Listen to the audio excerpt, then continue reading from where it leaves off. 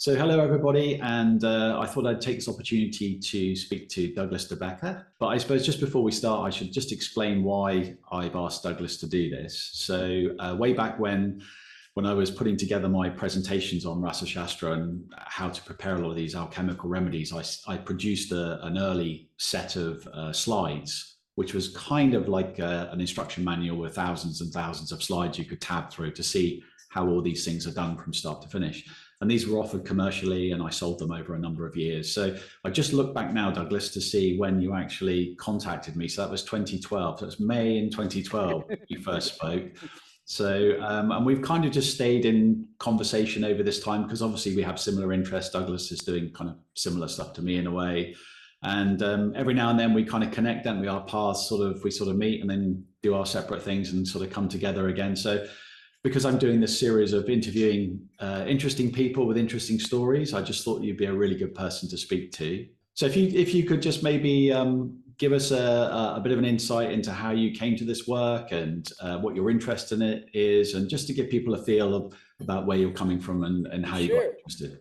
So I've always had interest in medicine. You know, when I was a little kid, a lot of times people, I don't know if it was a lot, but a good portion of the time that my family would be watching TV, I'd be in my room looking at anatomy books and, studying the pictures. This is in kindergarten. And so I've always been fascinated by it. It could possibly be because I was born 11 months after my brother was born. And so I was a little bit thin and maybe, I don't know if I'm not sure if I was weak because I was also fighting against my older brother a lot. So I definitely mustered up a lot of energy and fire, and I was a pretty fiery person. But that led me to have a lot of problems with my health in some subtle ways. I was really concerned about my image because I was really super thin. And my family were all into gymnastics. My father was a gymnast, and so we were doing gymnastics all the time. And I was strong, but I was very thin, and I tried to figure that out. And so I went through a lot of different health things. I met different people with different ideas. I went through fasting and juicing and raw foods and herbs and supplements. And I mean, like, eventually I had a whole bunch of stuff to draw upon. And then I met my father also taught me yoga when I was probably 8 years old. We all started doing yoga once in a while together. Okay. And that influenced me. And so, by the time I think when I was 19, I met a really powerful yogi. His name was Sri Shiva Bala Yogi Maharaj. And, really, like, that kind of set a precedent for meeting other spiritual teachers and spiritual stuff into the future. And I got really into what he taught. I spent about 12 years doing third eye meditation, sitting for at a minimum of 2 hours a day. And an average of 2 hours a day, I was sometimes sitting for about 4 hours a day. And having all kinds of amazing experiences. And at the same time, working on my health, doing yoga. At one point I was a fruitarian. For like almost a year, I didn't eat any roots, or I didn't eat any roots or grains. And I just basically had nut seeds and fruit and a little bit of green herbs and stuff. Mm. And so eventually, I discovered Ayurveda and started studying some Ayurveda. And while I was in college as well, I studied, music composition, interest in sound healing. I studied biology, and then I studied architectural design for like kind of healing spaces and stuff. Mm. And that was all over a period of about 10 years. And so then I got, I did like a certification in Ayurveda and decided to go into live blood observation. And I started doing that. And then from that, in the same school, these are the people that brought live blood observation to the States.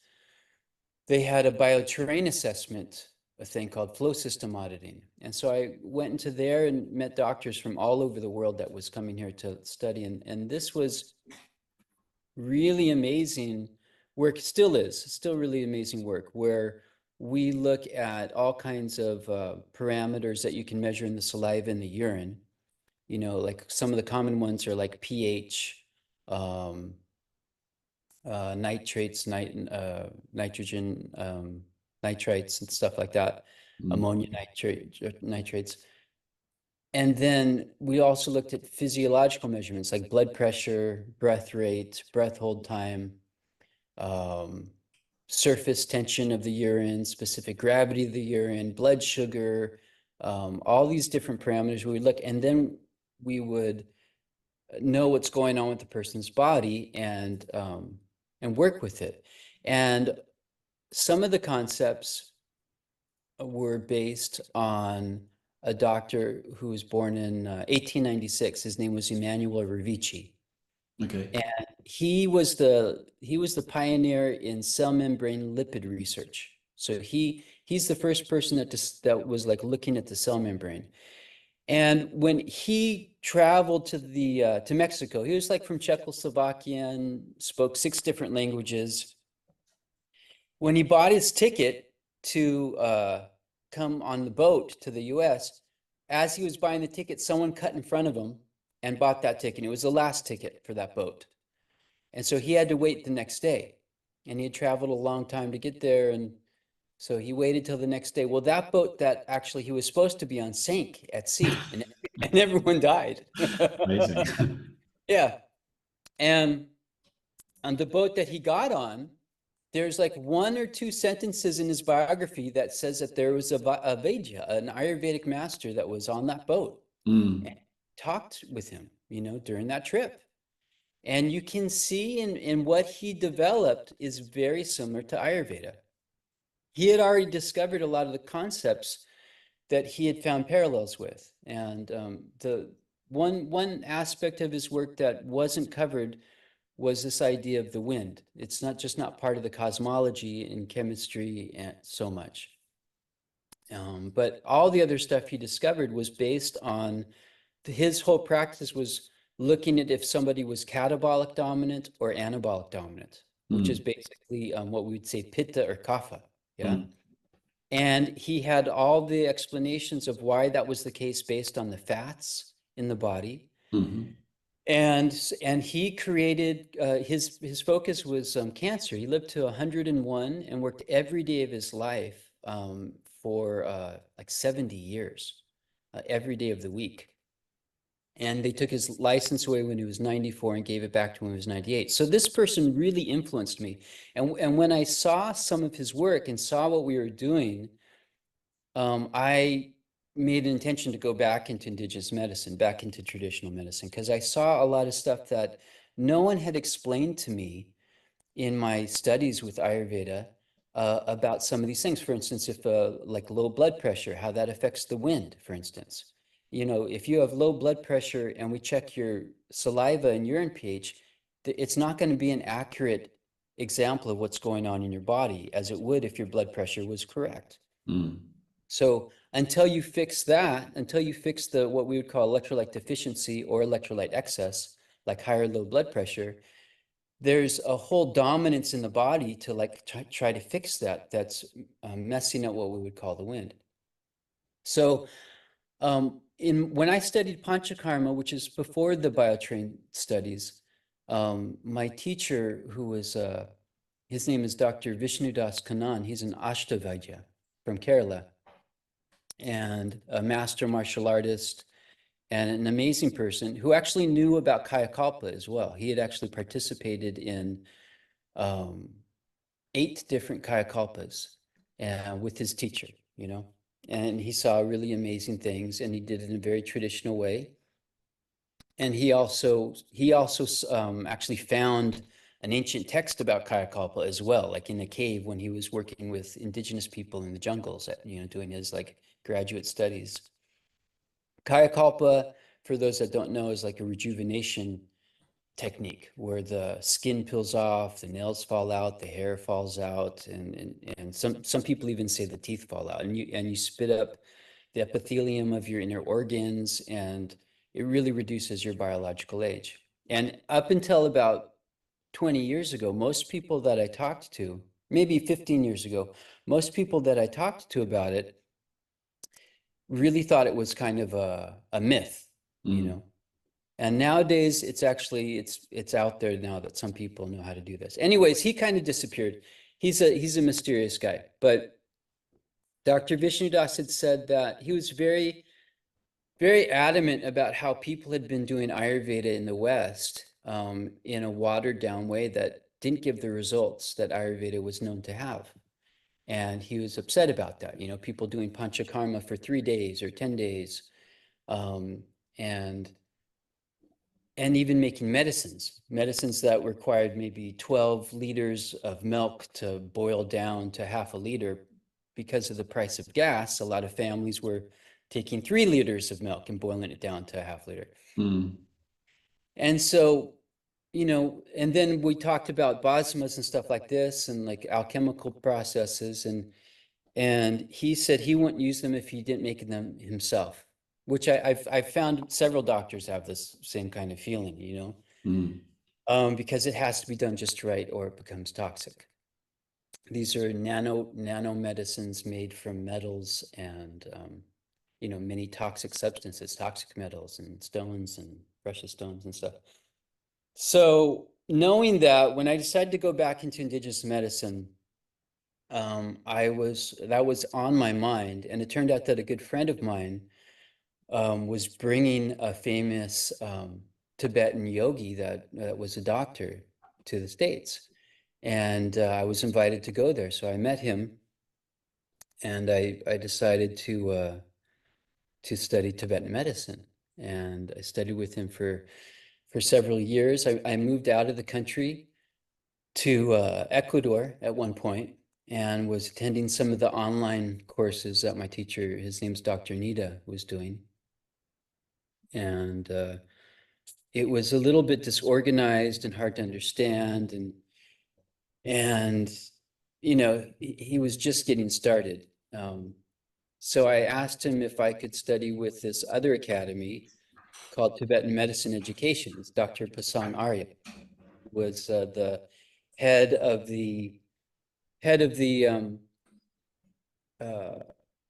Tibetan College of Medicine and Astrology that the Dalai Lama has.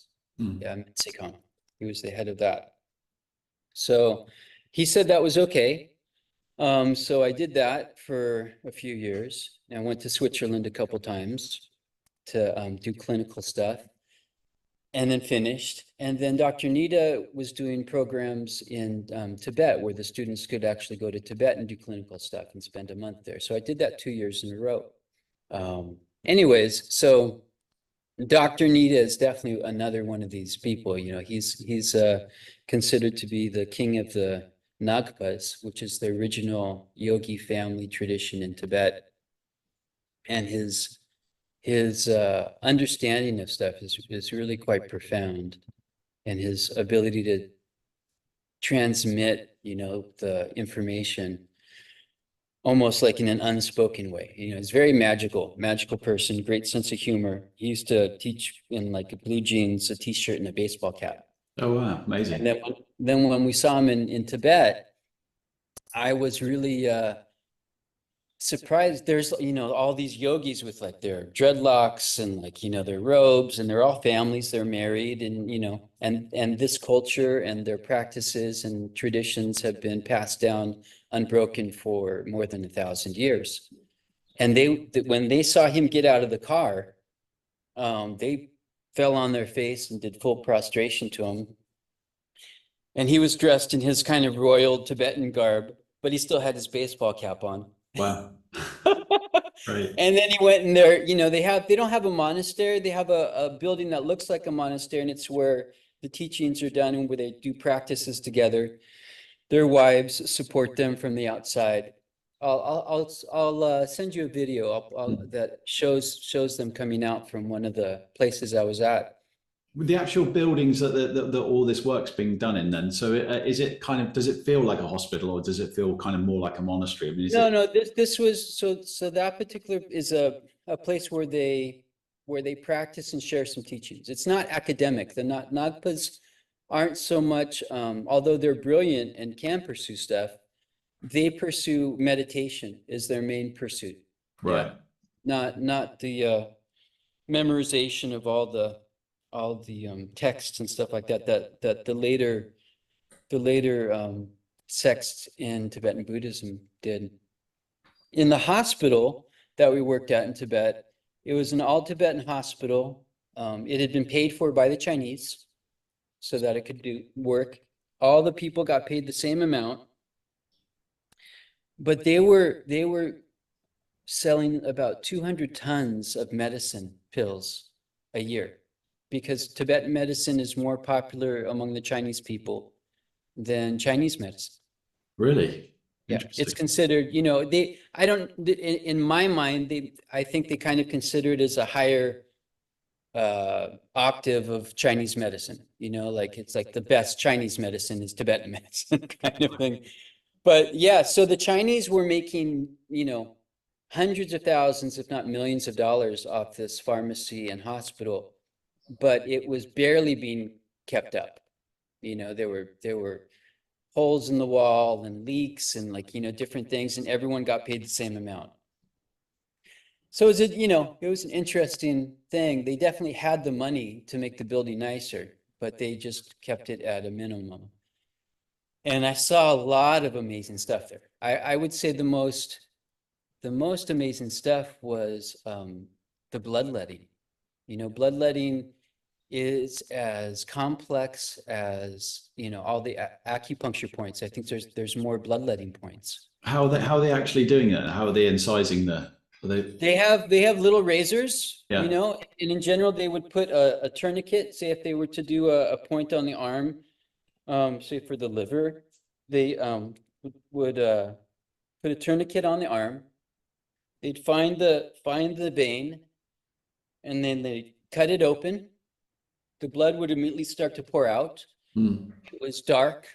Yeah. It would always really be really, really dark. When it started to be normal color, they would undo the tourniquet, which would somehow allow it to heal up quickly. I'm not sure exactly what the mechanics are, but Were they putting any astringents on there, like a powder or anything, or just literally letting it coagulate by its own? I think before they cut it, I think they may have put a powder. Yeah. But I mean, we were literally pouring like small buckets of blood down the sink, and there'd be like a big bucket under the sink of like waiting to be poured into the sink, and like the sink would be there was like no gloves, and maybe we had gloves when we had them, but we didn't always have gloves. They'd run out, so it was really it wasn't the most sanitary as the way we would look at it, but yeah, it's very, very, very effective if it's done right, and they're really adamant to try to preserve it.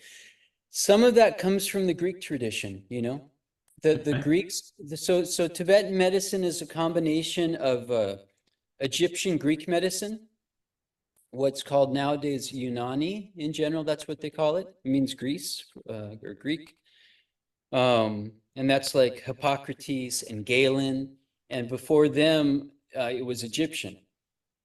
From Unani's perspective, Unani practitioner perspective, the tradition started with Moses. And Moses taught all this medicine stuff, and that eventually got into the Egyptian culture, which eventually got into the Greek culture, And in general, they're Muslims, so they it would make sense that they'd start it with Moses, And then the other system they use is Siddha medicine. And when I started first learning Tibetan medicine, no one ever mentioned Siddha medicine. It wasn't even mentioned, not even mentioned. They mentioned Ayurveda. And I'm the first person I know that started saying that Siddha medicine was involved. And as soon as I started saying that, like all of a sudden it was, my teachers were saying it too. But, you know, I think it's partially there's a big national movement in India to perceive Ayurveda as kind of absorbing Siddha, that Siddha is part of Ayurveda. And it's definitely not the perspective from the Siddha practitioners. You know, that's like you have like a northern light-skinned culture in India and a southern dark-skinned culture in India. The dark-skinned culture was there at least 10, 15,000 years ago. They have texts that are that old, you know, that trace their back to that. But according to them, that's just their most recent, you know, era, and that they go back 200,000 years. They say they have information from 200,000 years ago in medicine, and it's just not pertinent at all. And even the stuff from 10,000 years ago, that a lot of the stuff's not pertinent. The plants, they can't find them. Even minerals, there's all kinds of minerals. Some of them they can still find that aren't on the books in geology. I know because a friend of mine went and studied with one Siddha doctor, and he got his PhD in geology, or he's getting his PhD in geology. And there's just some things that so yeah, that whole, a lot of the work of the Siddha tradition, it's not so available. And in general, the teachers have a student and they pass it on to the student, and they may have you know, several students, but they don't teach that many. You know, they don't have an academic format where they have, you know, hundreds of students and they're like just, you know, that's not really their tradition. And there are some schools that try to do some of that. But if you get advanced in those schools, then you get offered to a teacher who decides if you're qualified or not to learn. I saw that a little bit in Sri Lanka. A lot of the teaching facilities over there, so they'll have a mix of, you'll kind of get a bit of a Unani section, you get an Ayurveda section, you get a Siddha section, and they're all kind of, the students kind of mingle and move around all of them, and they have their preferred studies, but those three are kind of taught all under the same. They'll all be in the same teaching institution, but particularly in Sri Lanka, because it's south, like the north of the island is very kind of Siddha orientated. But you know, so you saw them teaching Unani as well, like that's incredible. Yeah, I need to talk to you more about that. That was really funny because you kind of wander out the Ayurvedic bit into the Unani bit, and you'd get talking to some of the doctors, and of course they were interested that I was interested, and they immediately tried to bring you into the fold and say, yeah, it's all okay, that sort of stuff, but you ought to be really doing what we're doing, you know, kind of pulling you more into that tradition. I found them all equally interesting. They're all fascinating. All of them. And, you know, because of that, like when you look, we don't do, and I say in general, the general Tibetan medicine world doesn't really practice much surgery. You know, it's actually kind of unique even for the bloodletting. It's the college we're in is the top college of Tibetan medicine in the world, you know, top pharmacy. You know, they might not have the top teaching facilities and stuff, but they have the top pharmacy, and their medicines are considered to be very, very, very powerful. The place was started by what they call the Milarepa of the North. Yeah, the surgery tools and everything, they don't look like anything like Ayurveda, even though we think, you know, Tibetan medicine is like mostly Ayurveda in general. We've studied a little bit of it, but the surgery tools are all coming from Greek. You know, they're all the ancient Greek tools. Right. Well, when you say, what sort of surgeries are we talking about? Are they mostly like sort of like oral, like dental stuff, or are we talking about? I don't know. They don't teach it anymore. It's not really part of it, you know. I mean, definitely the bloodletting could be considered surgery, but they did other stuff too. You know, they've done other stuff in the past. But yeah, there was a huge influence of the Greeks. And even like one of the doctors that came there that added to the whole development of Tibetan medicine, his name was Galen. And, you know, in some texts, they say he's the actual Dr. Galen, and other texts, I think the dates would make him very old. So they say he's probably someone that they called Galen because of the tradition that he brought. Yeah. But he actually, his sons, like, married Tibetans, and like they had kids and had helped spread medicine. You know, it's very much in that whole thing. And so, and then there's the, of course, Ayurveda is a big part of it, you know. Ayurveda had a huge impact on it. In fact, the beginning of the text of Tibetan medicine that's used nowadays, called the Gyushi, is in Sanskrit, kind of their credence to where their medicine comes from, you know, from the tradition. Is it still like doshas? Are still using the three humors, or are they using more like four? Is it more like temperaments, or what's the kind of? They use three humors. Yeah, they use three humors. They also use an extra humor sometimes that they call blood. Hmm. Yeah. I think Ayurveda has a similar Same, thing. Yeah. But yeah, no, all the same ideas. You know, a big difference in Tibetan medicine is they don't have the gunas. Yeah, the cosmology is different. So from, you know, from their cosmology, there's no like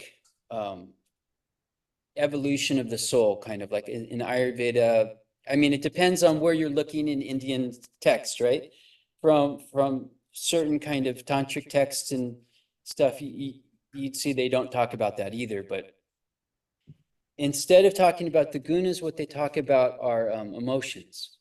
Yeah. And so in the way they talk about it, and you know, there's a lot of the same stuff is there in Ayurveda, but it's not emphasized. And I'll tell you, my teacher in that I studied Ayurveda with, one of my later teachers in Ayurveda in Kerala, I gave him a copy of the Gyushi, and he read through it. And you know, the Ashtanga Hridayam, right? That was developed after Bhagbat, right? He went to Nalanda University, I think. And when he graduated, he was no longer Hindu. He converted to Buddhism. Yeah, because it was a Buddhist college. And so the Ashtanga Hridayam is actually a Buddhist text. A lot of people don't know that.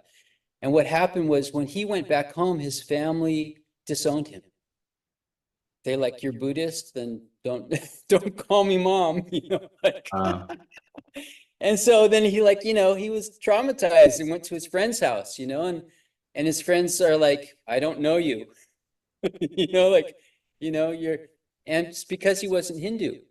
And so he wandered through India a little bit before he got to Kerala. And when he got to Kerala, they weren't concerned, and it's still that way kind of today. It's like they weren't concerned if he was Buddhist or Hindu or whatever. And so one of the reasons that Kerala is a strong foundation of Ayurveda in India now is because he ended up living there, and that's where he wrote the Ashtanga Hridayam. So the idea was that my teacher told me was that the Charak Samhita is so ancient and requires such a powerful attention span, you know, that you almost have to read the whole thing to kind of get the picture, you know. And so he took that huge wide scope and he kind of narrowed it so that it would be a lot easier to understand. And so what my teacher said is that he felt that the Gyushi, that Yutak, who created the text, that he did the same thing, kind of the Ashtanga Hridayam, that he actually made it like every sentence is like so full of meaning. You know, they have the root tantra, which is the basic teachings, and then the explanatory tantra that explains that. And once you read the explanatory tantra and you go back to the root tantra, it's just like it seems like this person must have been a genius, because in one sentence he can say things that would take pages and pages and pages to say. So yeah, it's amazing. So yeah, there's Unani, there's the Indian medicine, you know, Greek Egyptian medicine, Indian medicine, and then there's Chinese medicine, you know, and this is like kind of the Taoist Chinese medicine, you know, that was in there too. And the way, I don't practice Chinese medicine, I've studied a little bit of it, and I've studied some Chinese acupuncture too, but what they say mostly comes into the Tibetan system with the Chinese medicine system. I would say, I think the geomancy is affected by it. Geomancy is a big part of it. Bringing in from the Chinese to the Tibetan. Yeah, I think the geomancy, and The astrology, of course, is affected by it. Tibetan astrology is like a mix of, Vedic and or Indian and Chinese astrology. And then but in the medical thing, what they talk about mostly, the difference is that we look at the seasons from the perspective of Chinese medicine. So we look at that there's hollow organs and solid organs, and they're related to different elements that you find in the Chinese system. Right, We right. have the five element system that they use in Ayurveda. But when you're looking into the pulse and you're feeling the pulse and you're saying, okay, now it's like we're coming into early spring. So what is the pulse going to feel like normally for everyone across the board? What's their system? And then because of or as defined by the Chinese medical system.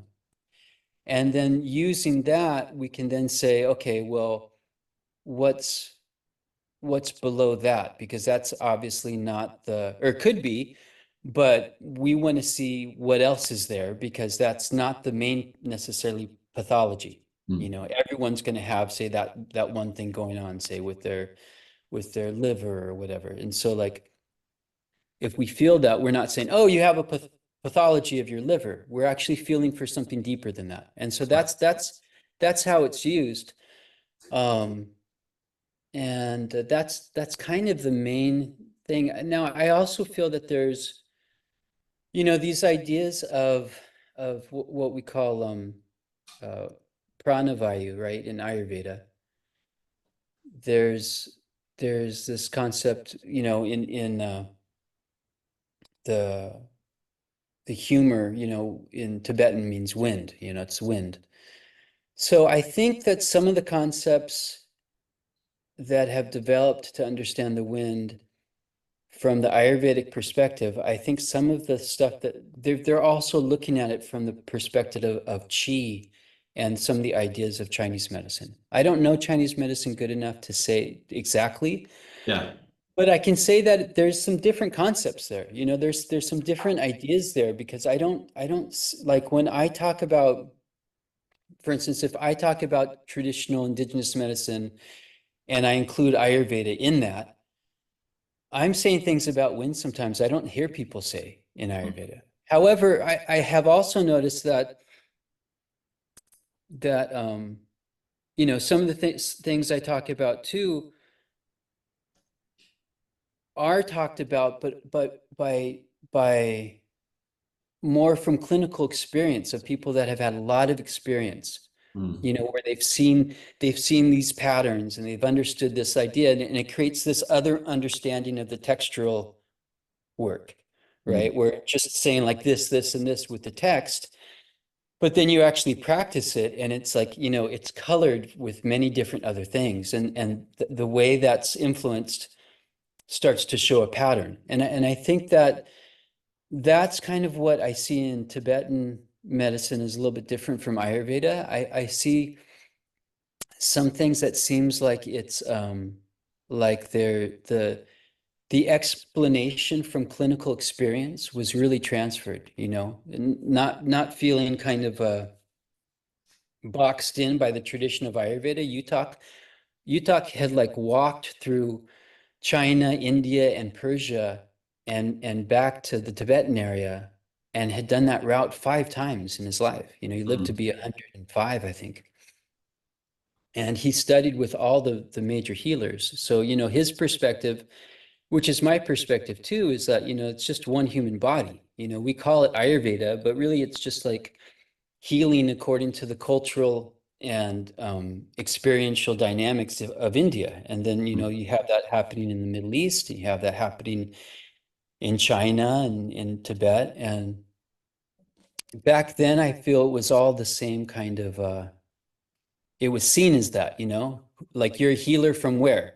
Not like you're in this box of Chinese medicine and you're in this box of Ayurveda, and you guys have these very different systems and you're doing very, it was just like, it was way more open, and that when all those systems were really, really strong, and they didn't, I'm not saying that like, I think being put into a box has happened because of trying to survive as a system, as an identity. This is who we are. Yeah, yeah. I don't think the identity was so important back then, but No. and their systems were way stronger and hadn't had any kind of broken transmission. So when all this was put together, which is I think it's about 1400 years ago, it was, when it started to be put together, I think it was 1100 is when it was finished. But yeah, I mean, it's like containing, it might have, Tibetan medicine might have things from Ayurveda in it that's not identified as Ayurveda, but that came from Ayurveda, and that you don't see in Ayurveda anymore. I'm wondering, because you were talking about pulses. I mean, how much of the diagnostic system relies on pulse in Tibet? Now, I mean, I know they look at like tongue. Do they do like urine analysis as well? And... Yeah. They do. Pulse and urine are kind of the two main ones. In general, what I was taught is focus on one of those two to be your main one. I think it's out of like if you divide your time all the time between two, then you only get so far ahead with one of them. You could do a lot with just one. Right.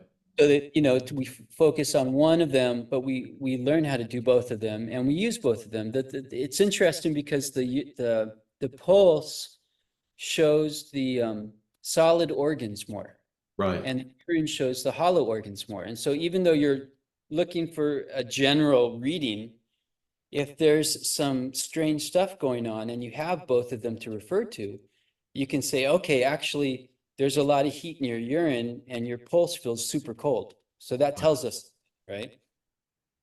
So, yeah, so then we also look at the veins on the back of the ears. Oh, right. So, yeah, okay. Yeah, just like the fingers would set on the wrist for the pulse and the organs that would be related to them, it can set on the ears as well in the same way.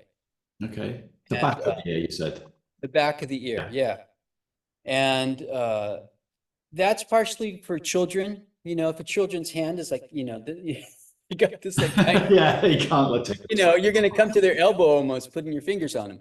But you can look at their ears. The veins will stick out and become predominant according to the organ that has the heat in them. Yeah, there'll be a lot of blood in those veins. So are you segregating the ear and assigning different parts of it to? Yeah. Just like there's 3 fingers on the wrist, like it would be like this, but on the back of the ear. Yeah. And so, if there's veins that are very strong here, it would relate to the organs that are towards the hand on the wrist. And like color, so like dark red, light red, would that it's I've never seen it, so I'm just curious. Yeah, no. I mean, like you can always extrapolate all that stuff from it. Yeah, it's in terms of your interpretation. And then one of the things we do too is if the veins are very strong here and you can see them, you shine a light basically through the ear, and then you see the veins, or you won't. The vein won't be inflamed. But if it is, you can actually prick the end of the vein.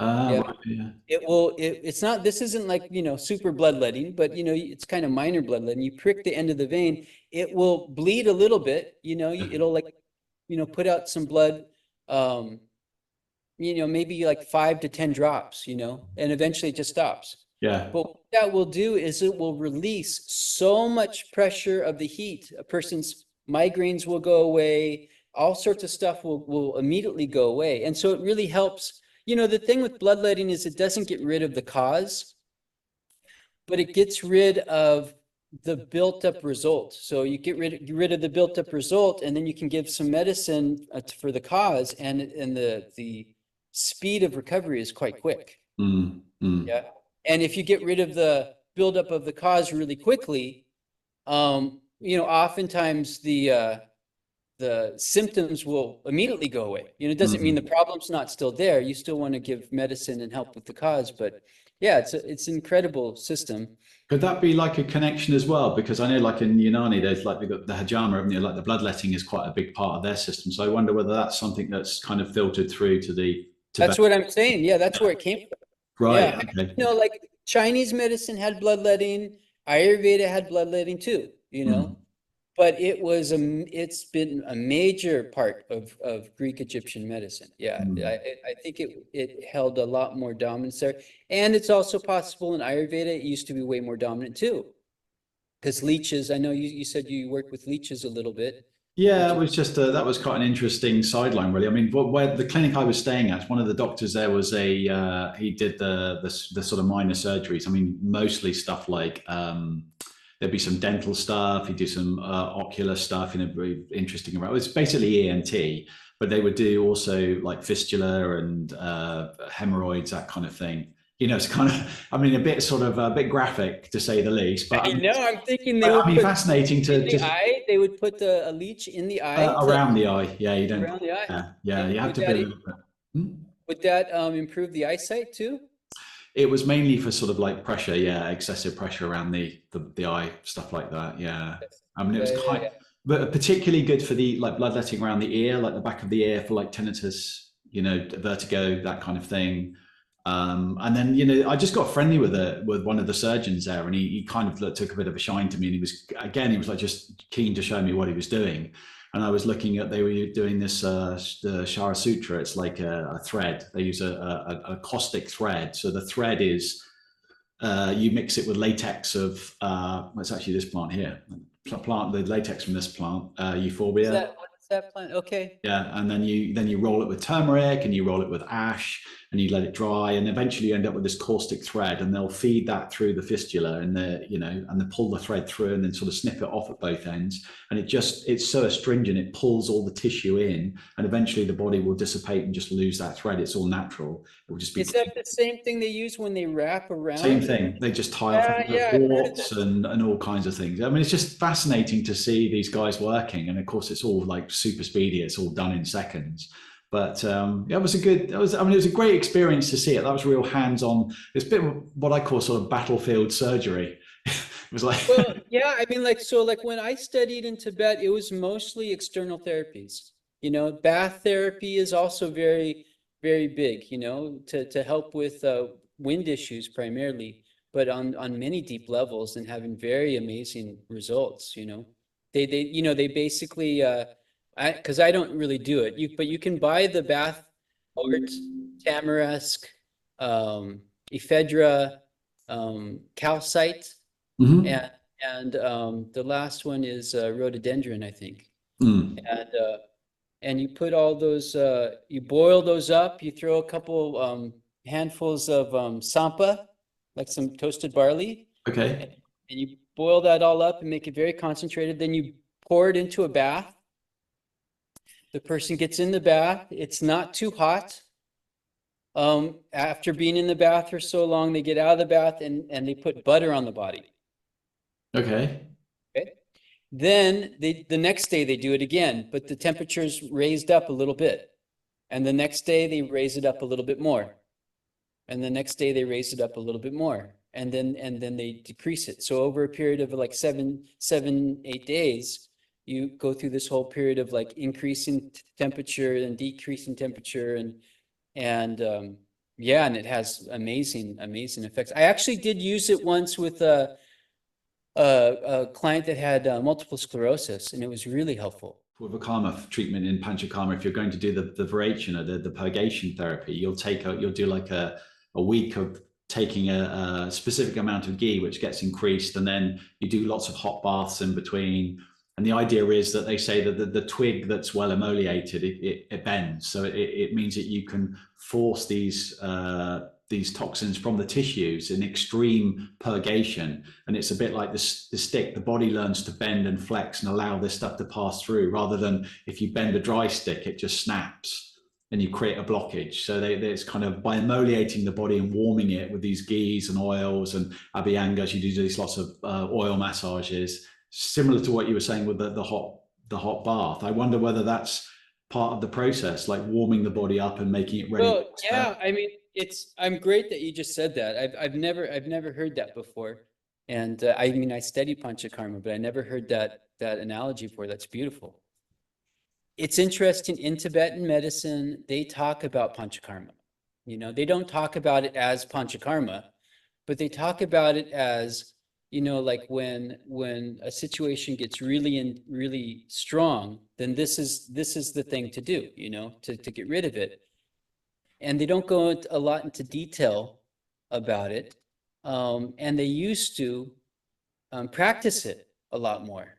Now it's hardly practiced at all. You won't necessarily see someone doing a lot of the Virechana or I forget the terms now because I don't. Vamana and Basti. Vamana, yeah, Basti, stuff like that. It's there. I mean, it's like the person has a strong wind issue, give them a Basti, but like the whole kind of understanding of Panchakarma was maybe lost a little bit over time. Or maybe I was thinking they have it, and it was probably in clinical situation.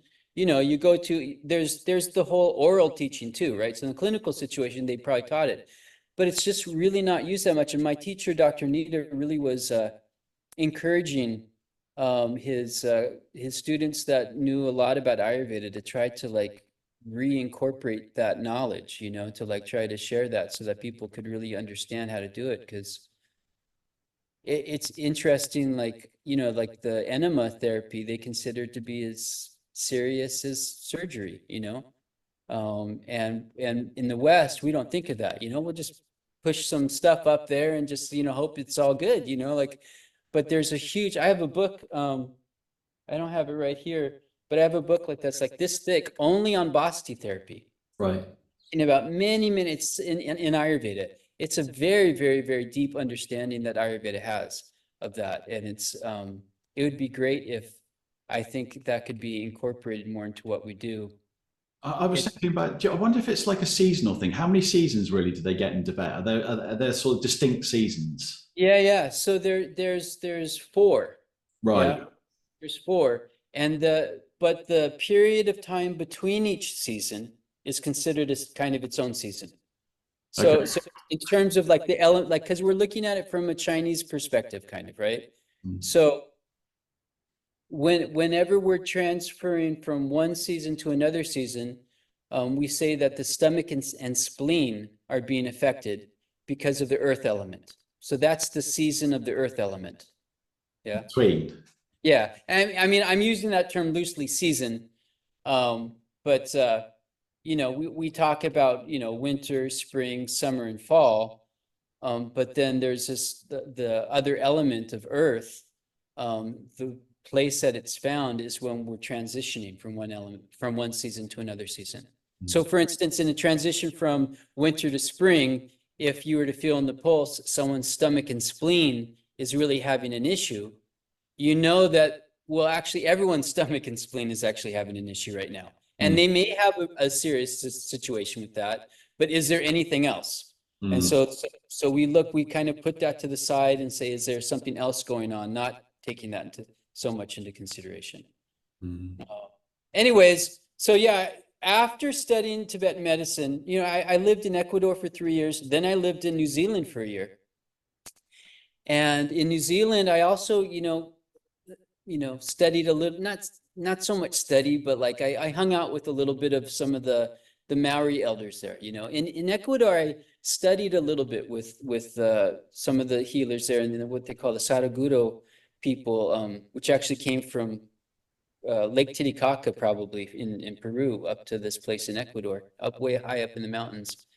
And they have there's like so much knowledge they have. It's crazy how much things people know.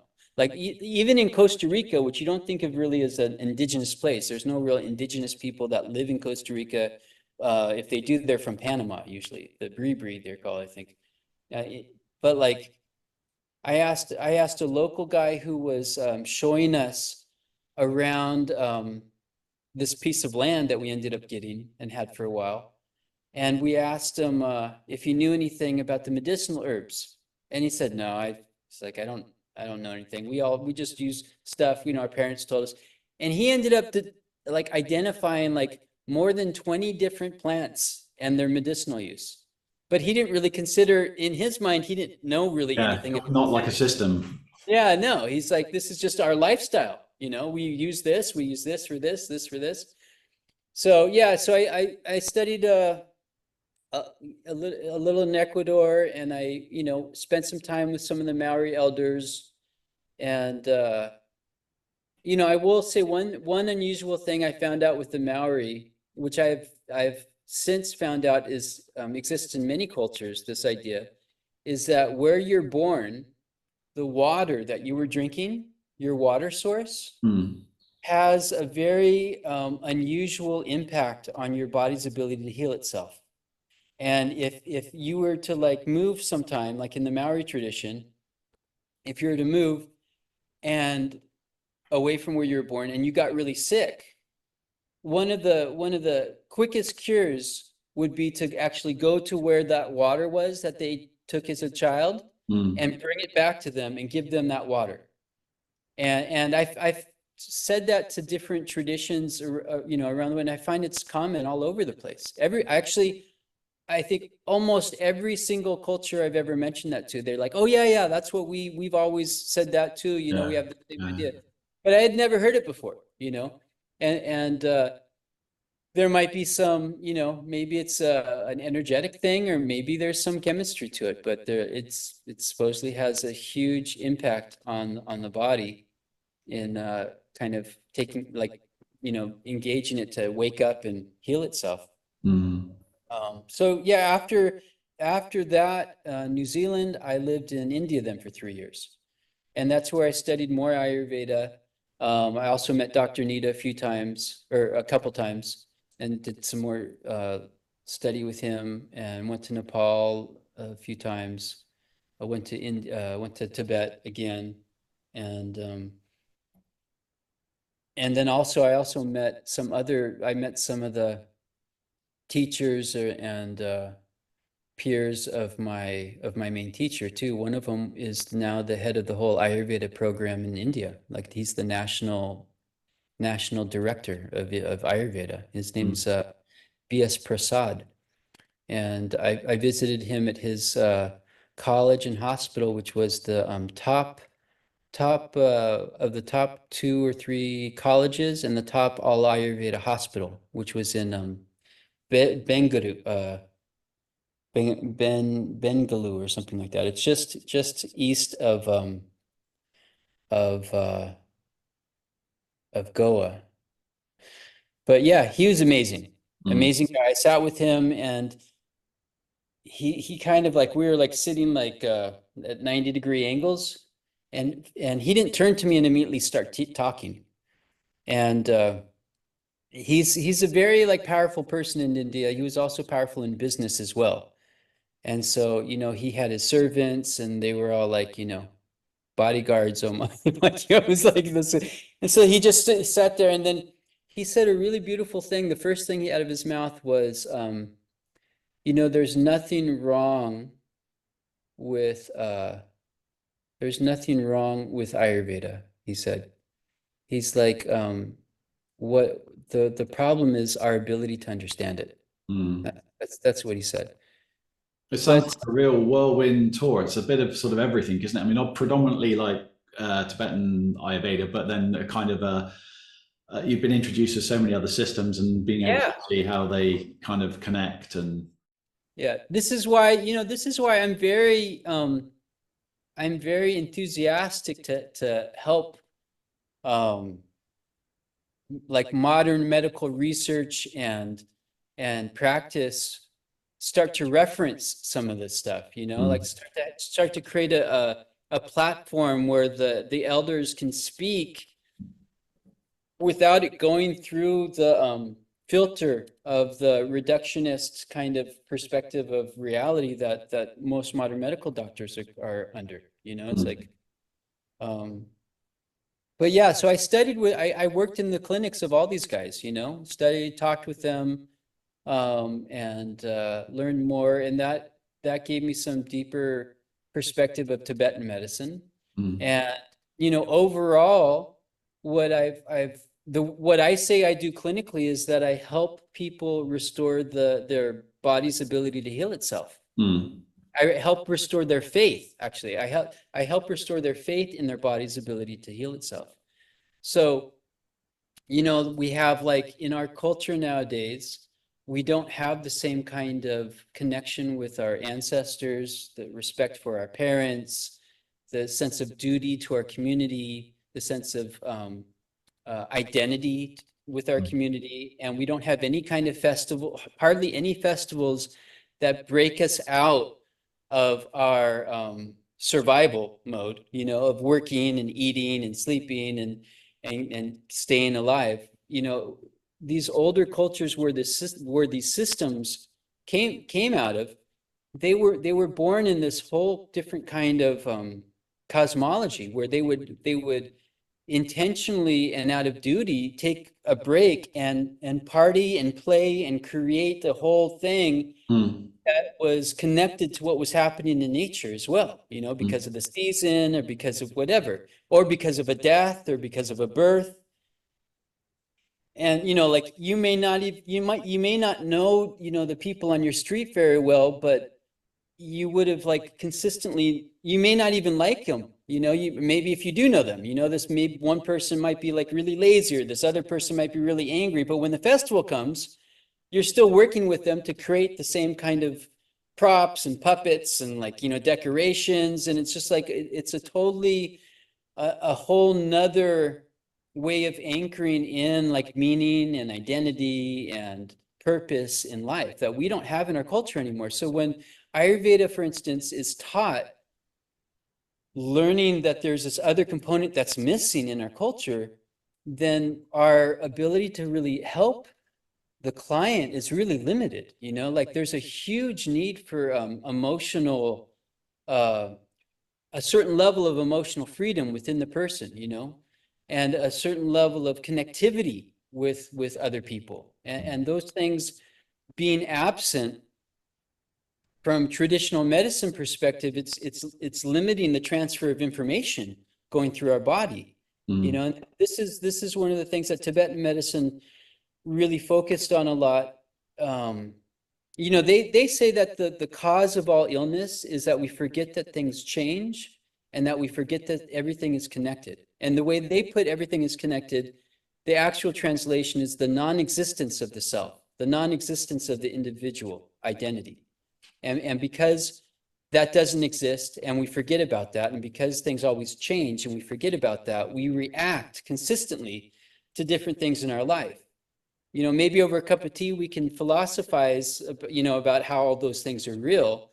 But then when we get back to work, or we, get back in our car, or we go, try to do our project and things get in the way, then we react to it. And the way we react to it is then the causative factor of what causes us to increase the factors for natural disease to occur.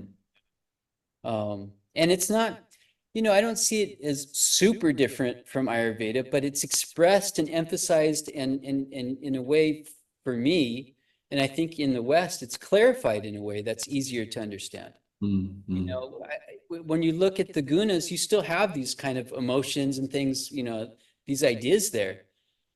But so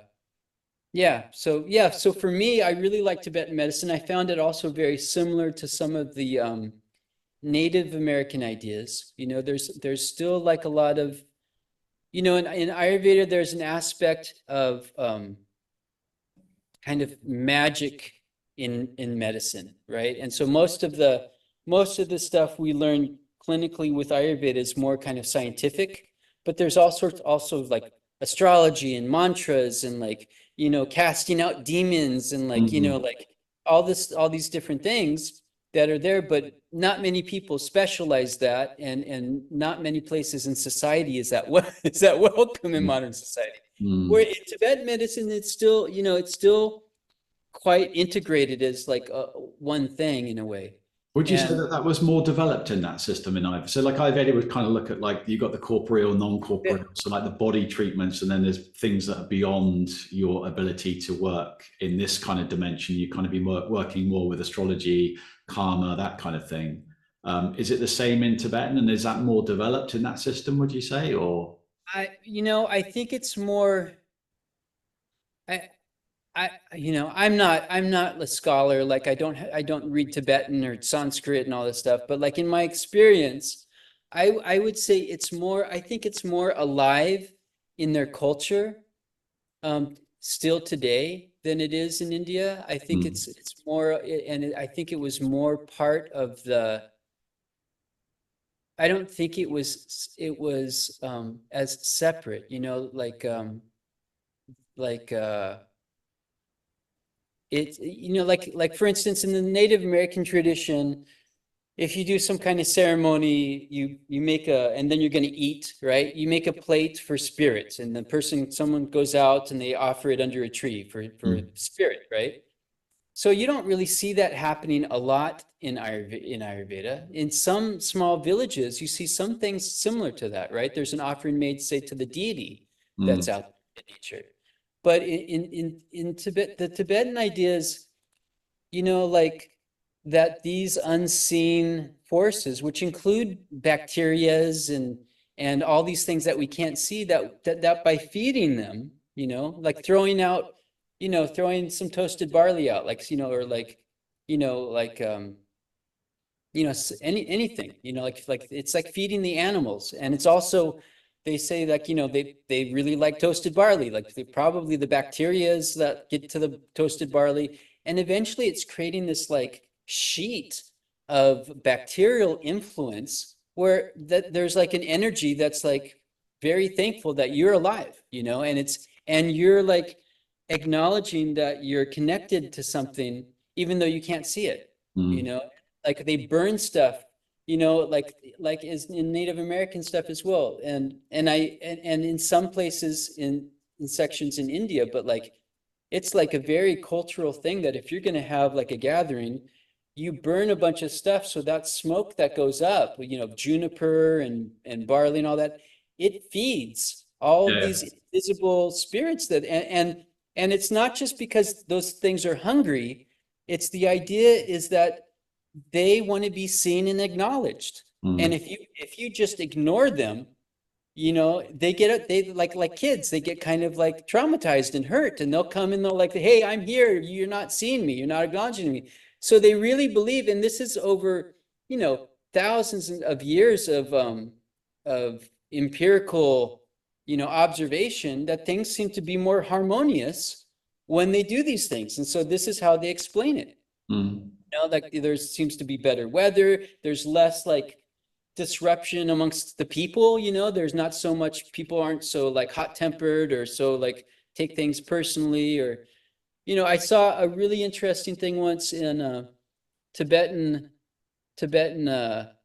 ceremony type of thing, where the room was emptied, the master was in the corner, they made all these kind of things that they believe these invisible energies, like, they made it out of like barley or oat flour, and they painted it, and all this. And then they brought it to him, and he said some prayers, which was basically, like, this is the offering we're making to you. Like they're given the first acknowledgement, right? Before people or anybody else, first the acknowledgement is to the invisible. And then they would take that plate and they would put it outside.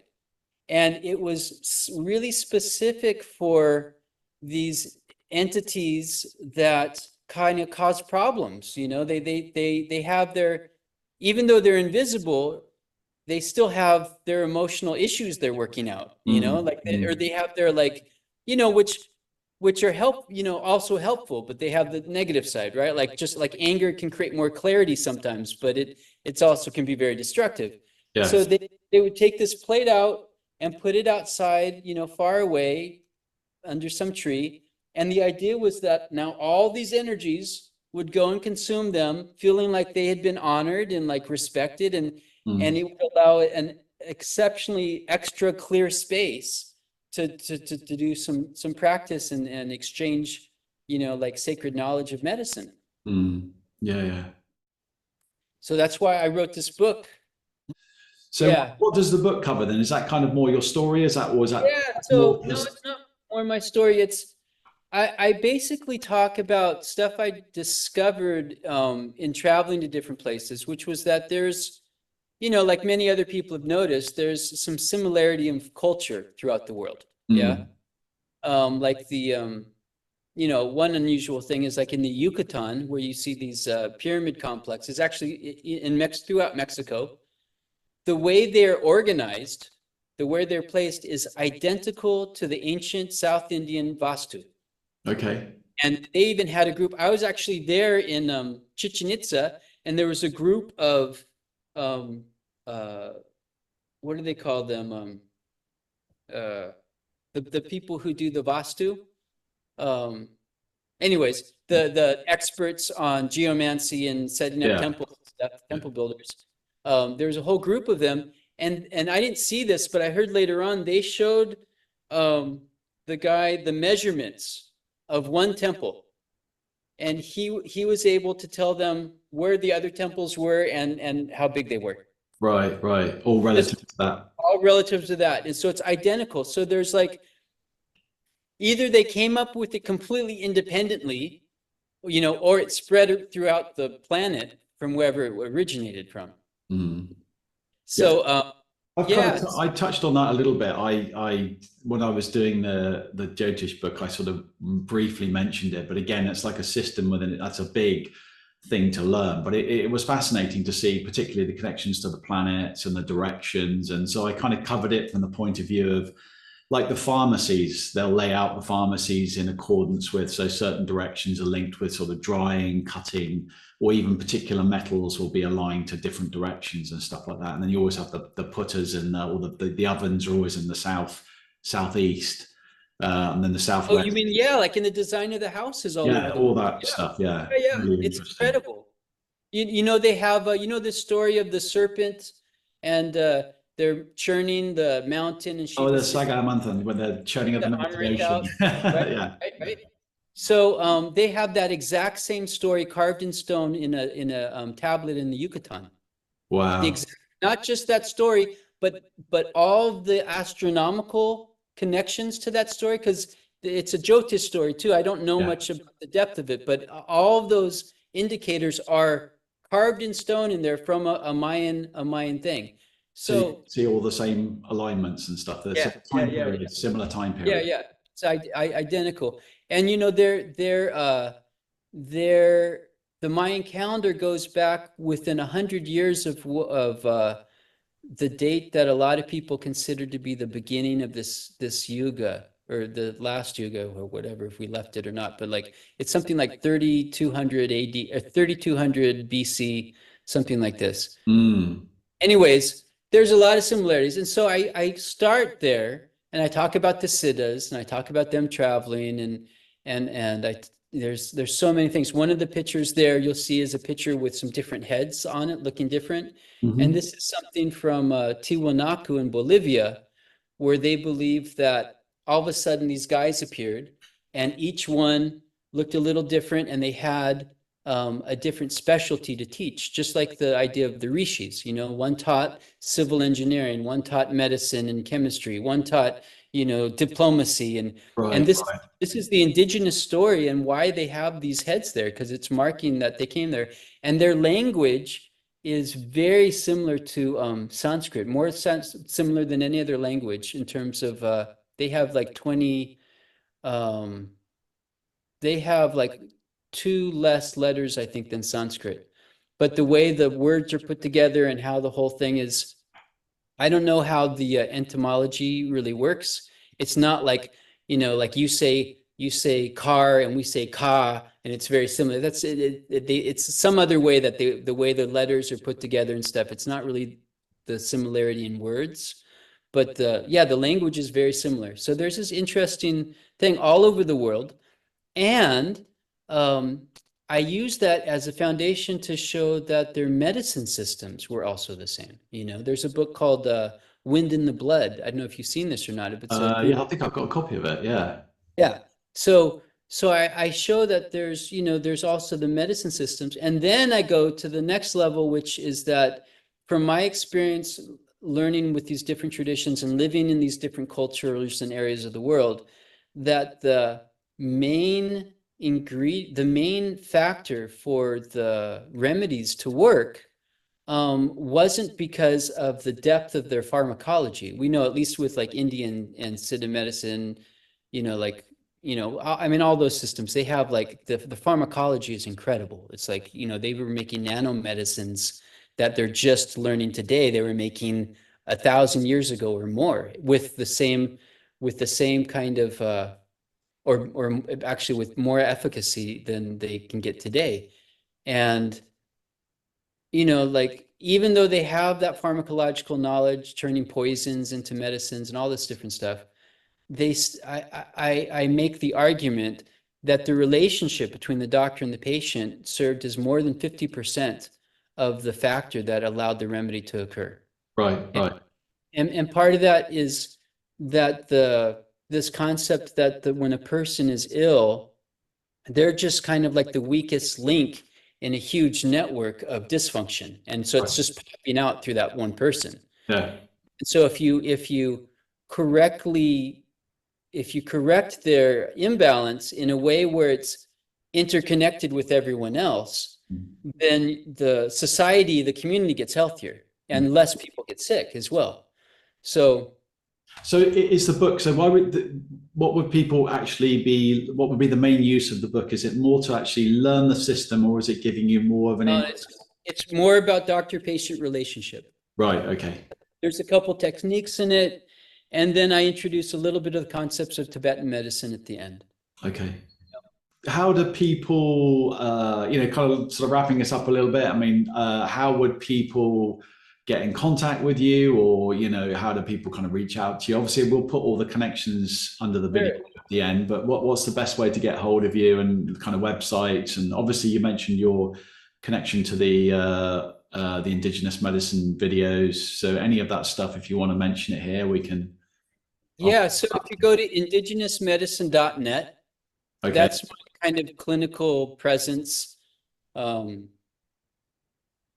have the nonprofit as well, which isn't really super active, and I'm going to have to look for that link, because I don't know if there's probably 15 hours of free, information from these different doctors, and I would say that some of it's difficult to understand because of their accent and how fast they speak, and and like they're jumping around a little bit.